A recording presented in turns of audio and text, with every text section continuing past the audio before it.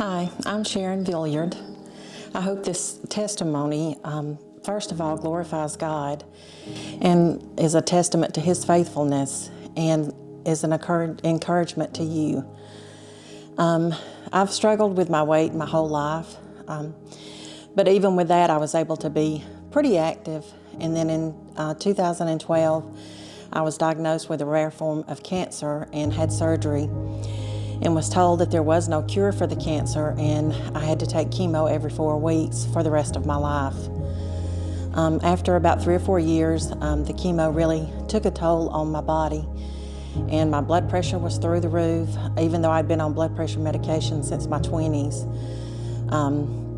I was in full-blown diabetes, taking 4 shots of insulin every day, and was forced to, because of my health, to quit work. And so my activity level dropped tremendously, and therefore my mobility dropped. And just a few years I was not able to walk without the assistance of a cane, and had a lot of health issues.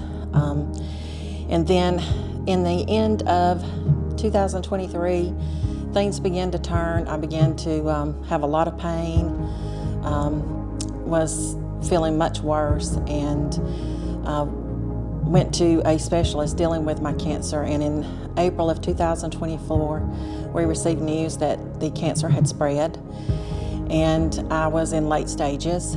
And the doctor pretty much said, at this point, all we can do is to try to keep you comfortable, and you need to make final arrangements. We were devastated. So at that time, my Multiply family and my family and friends, and honestly churches all across the country, began to pray and intercede for me.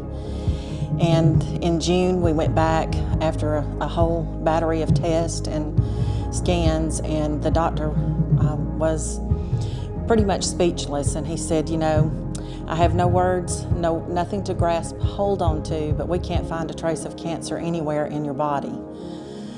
Your blood work's clear, everything. So my last chemo treatment was June of 2024. I began to kind of take stock of life and begin to question God and say, what's my purpose here? You've healed me. Now what's my purpose? At that time, they also discovered that I had a heart issue, and I began treatment for that, and it took a toll on me and on my ability to be able to walk and strength and energy. But I knew that I needed to try to fight with everything within me, and I knew that God was calling me to something more than just sitting on a pew, basically. So as time progressed, I felt the Lord was calling me. He placed a burden on my heart for the ladies' ministry at Multiply and the ladies of Multiply. I was still not able to walking with a cane, and I began to tell him all the reasons why he was wrong and who it was he needed to be talking to about that. They were much more qualified, and that the ladies of Multiply deserved a whole lot more than me. And then in March, actually March the 20th of this year, I had a heart ablation surgery. And on the 25th, early in the morning, I woke up and knew immediately that something severe was wrong.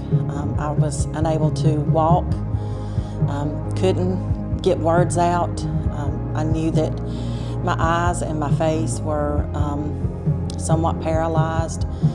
But I was able to wake my husband up, and he called 911, and I was transported to the hospital, spent several days there with what they felt sure that it was a stroke. But after multiple tests, they diagnosed me with something called vestibular neuritis, caused from a viral infection that I picked up during surgery. And but it had the same effects as a stroke. So I had to relearn how to walk, how to talk and put sentences together. I've spent months in therapy for that. And after I came home, Wade took a week off from work afterwards, but he had to go back to work the next week. And I was still to the point that we had to place chairs from the bedroom to the living room just for me to be able to sit down in the morning, to be able to make it in here on a walker. I was walking on a walker at that point. He would make my food and put it in the refrigerator, and I would have to sit down multiple times just to get to the refrigerator to get my food and make my way to the living room to eat. And then one of the things that I always, for several years, I had a rhythm of was to eat and drink my coffee and open my Bible app on my phone and do my devotion, read the Bible, and spend time with God. And I was at the point that I couldn't even do that. I couldn't focus enough to see. I couldn't turn the TV on because I couldn't stand the noise, and I couldn't watch a picture. So basically, for weeks, I laid in my chair with no one here but me and God. And I prayed earnestly every day, and I said, God, please don't let this trial be in vain. Use it for my good and for your glory. You show me what I need to do. And he began to once again tug at my heart about the ladies of Multiply and the ladies ministry. And I still was telling him, God, you've got this wrong. It's not me that needs to do this. There's other people that are much more qualified than I am. And, I can't walk, I can't talk, I can't put sentences together. And I just don't understand what you're doing. And so I remember specifically it was May the 15th. I got up that morning and I was getting ready, getting dressed. And I was in my bedroom and I walked to put on my clothes, and I hit the end of the bed and I broke 2 toes. I lost it. I was like, okay, like it isn't enough that I can't even balance to walk. Now I've broken 2 toes on top of that. I was crying, feeling pretty sorry for myself. Made my way in here finally, got my breakfast, fixed my coffee, had it all sitting on my walker, and my balance was really off that day. And as I started around the bar to come to the living room, I ran into the cabinet with my walker. The bowl of yogurt and fruit went flying, the coffee went flying. It was everywhere. And so I really began to have a pity party at that point. I remade my breakfast, came over here, and I was able at that time to go ahead and open my Bible app. And I opened it up, and the devotion was talking about serving God by serving others. And I was like, are you kidding me now? Are you really kidding me now, God? This is what you're going to talk to me about on a day that I've just broken 2 toes, made a huge mess that my husband's going to end up having to clean up the majority of it. And now you're going to talk to me about serving you through serving others.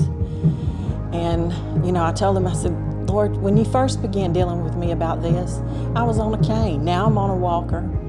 I can't even put 2 sentences together, and you're still talking to me about this.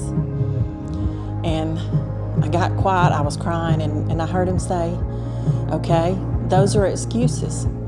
So what are you going to do about them? And I was like, really?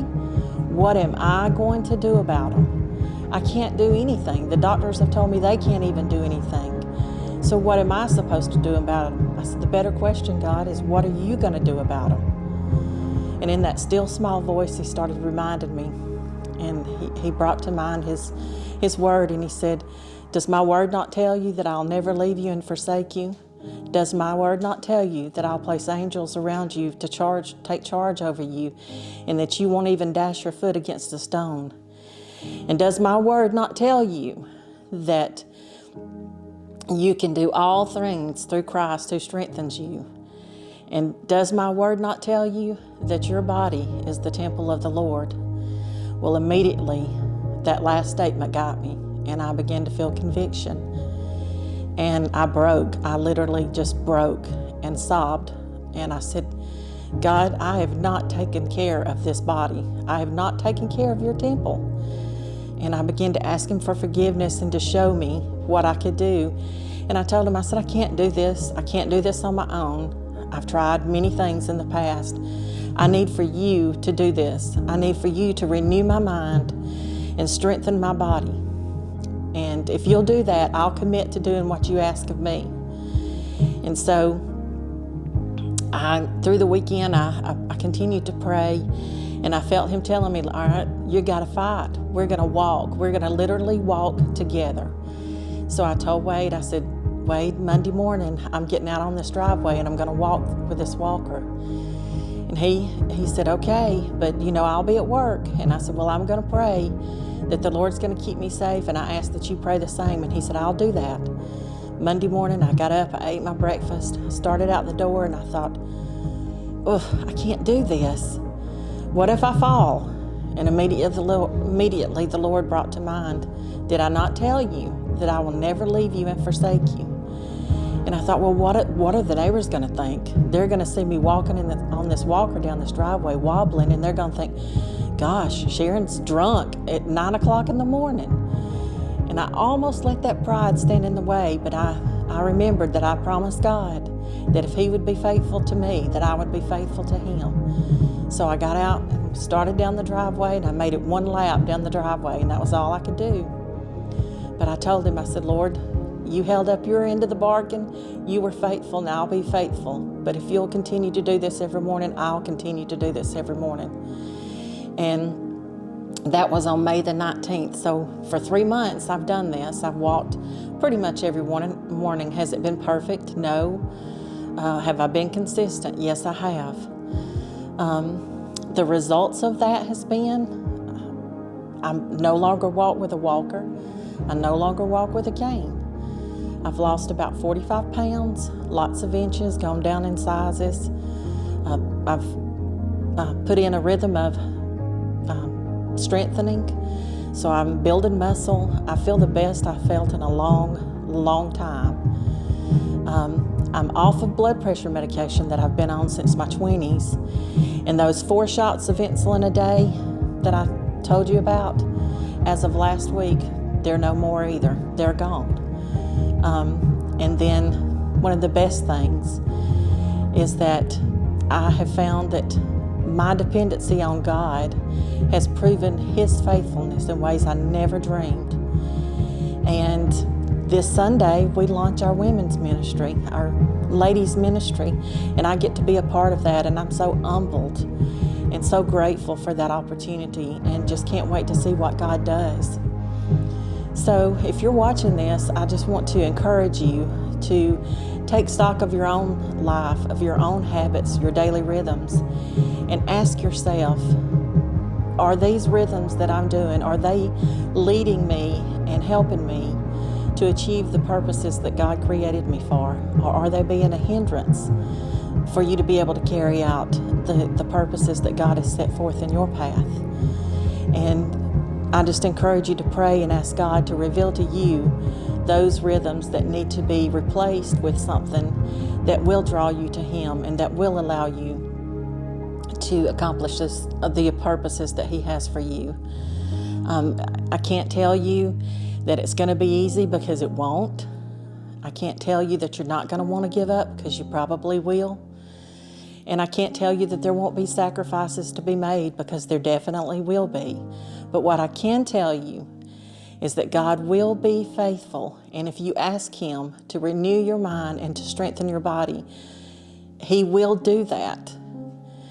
And all I can say is I just give God all the glory and all the honor and all the praise for everything he's done in my life. And I know that it's because of his strength I'm able to do these things. And I just want to remind you that you can do all things through Christ who strengthens you.